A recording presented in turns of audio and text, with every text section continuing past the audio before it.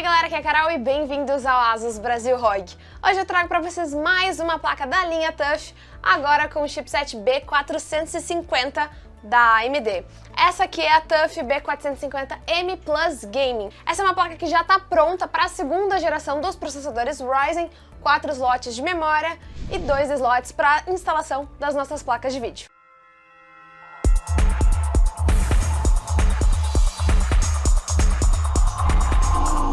Como eu falei então para vocês, a gente tem aqui uma placa para a segunda geração dos processadores Ryzen da AMD. O socket aqui é um AM4 e lembrando que a gente tem retrocompatibilidade, que já é algo comumente encontrado nos sockets da AMD. Vamos ter também um VRM já preparado para a gente fazer um pouquinho de overclock. Talvez não tão extremo, mas a gente já consegue fazer algumas brincadeiras. Temos um DigiPlus VRM para controlar essa energia que vai para o processador, para que o processador sempre receba uma energia muito limpa e, claro, muito precisa, para que a gente consiga ter uma boa performance e também uma durabilidade boa para o nosso processador. Temos 4 fases para o processador, 2 fases para o SoC e também uma fase para memória. E falando em memória, a gente vai ter aqui 4 slots para memórias DDR4, suporte até 64 GB e frequências de até 3.200 MHz. Lembrando que, claro, seus módulos de memória também precisam ter suporte a essas frequências. Falando agora dos slots PCI Express que a gente vai encontrar nessa placa, a gente vai ter 2 slots que são fisicamente X16, mas apenas o primeiro ele é eletricamente X16. O segundo ele vai ter suporte até X4. Isso significa que a gente tem suporte a multi-GPU e, nesse caso, apenas Crossfire X, ou seja, 2 placas de vídeo da AMD. Temos também a tecnologia ASUS Safe Slot no nosso primeiro slot PCI Express X16. Ele aumenta a robustez do nosso slot, ele vai ter essa armadura, como se fosse uma armadura metálica ao redor do nosso slot e também soldas mais resistentes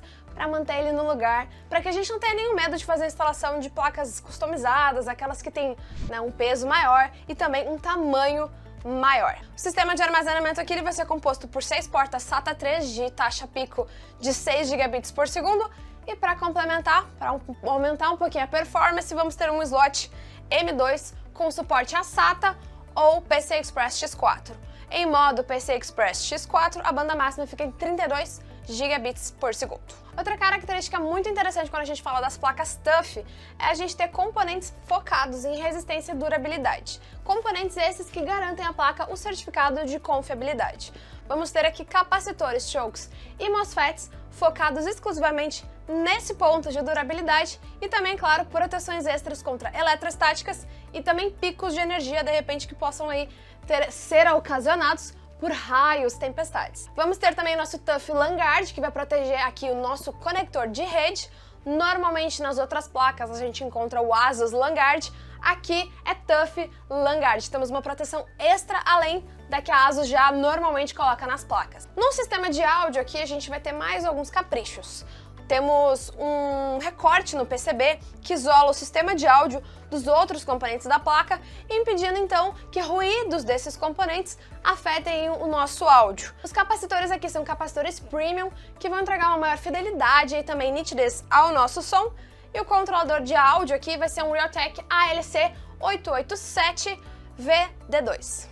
Quando a gente passa para o nosso painel traseiro, a gente vai encontrar 2 USBs 2.0, um conector PS2, saídas de vídeo on-board vão ficar em DVI e HDMI, 3 portas USB 3.1 de primeira geração, sendo uma delas do tipo C, que é o tipo reversível, e 2 do tipo A.